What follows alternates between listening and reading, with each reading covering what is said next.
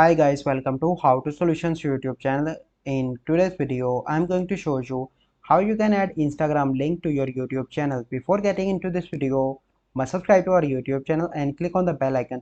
So the first step you need to do is to open Instagram, and then you need to click on your profile picture in the right bottom corner, and then you need to click on edit profile, and here you need to select your username, click on copy, go on to the browser and search for www.instagram.com slash and put your username here.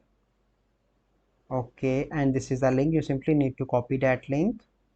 Okay, then you need to search in Google, YouTube, like I am doing, and click on three dots on the top right and click on desktop side and click on account.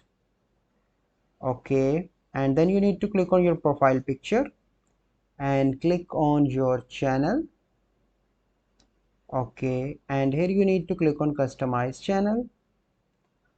Once you click on that, you will redirect to this page, and once you redirect to this page, you simply need to select basic info, and here you can see that add link title Instagram and put your link here like this and click on publish on the top right.